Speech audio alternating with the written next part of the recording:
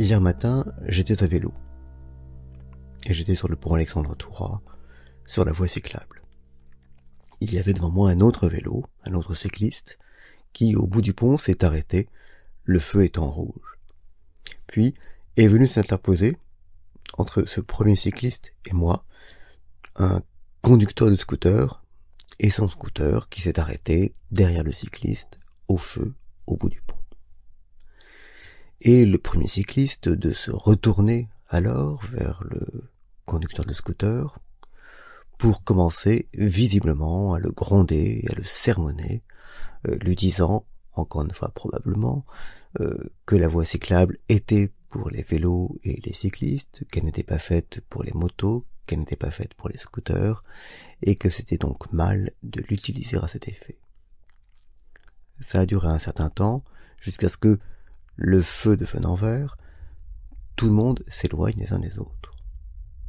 Mais visiblement, le cycliste devant moi était en train de gourmander son interlocuteur, et celui-ci penchait la tête, l'air contrit. Je dois dire au premier abord, ce genre d'attitude, je parle de l'attitude du cycliste, m'énerve et m'horripile un peu. Je comprends qu'on sermonne quelqu'un quand son attitude vous gêne directement. Par exemple, si le scooter avait été devant le vélo et qu'il ait gêné celui-ci. Mais en l'occurrence, ça n'était pas le cas. Le cycliste aurait agi exactement de la même manière, il se serait arrêté à cause du feu, scooter ou pas. Pourquoi avait-il donc besoin de faire la leçon au conducteur de scooter ? Je ne sais pas.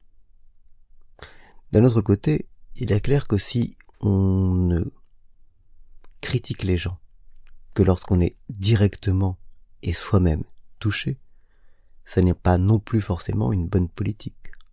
Ça peut être la porte ouverte à toutes les lâchetés. On retombe ainsi via cet exemple, à la question continuelle que je me pose souvent de que faut-il faire dans telle et telle circonstance. La dernière fois que je l'avais abordé, j'avais dit la bonne solution, c'est de choisir la solution inconfortable. En l'occurrence, la solution inconfortable aurait été le cycliste devant moi, aurait été de faire ce qu'il a fait, et dont je viens de dire que ça ne me plaisait pas. Je me rends bien compte de la contradiction qui peut exister. Il demeure.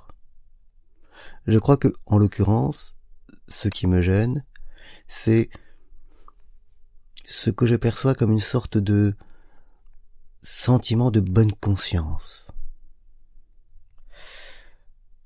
qui d'une certaine façon est contraire au sentiment d'inconfort dont je parlais.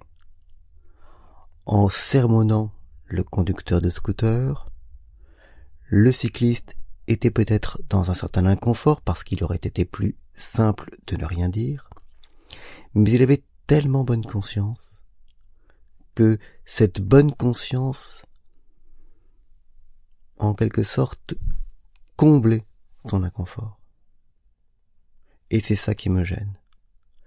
En laissant libre cours à sa leçon de morale qui n'était absolument pas nécessaire, il a choisi ce qui, d'un certain point de vue, était la solution la plus simple, qui consiste à se poser en parangon de la morale, en parangon de ce qu'il faut faire pour sermonner quelqu'un alors que ce n'était pas nécessaire. Et c'est peut-être cela qui me gêne.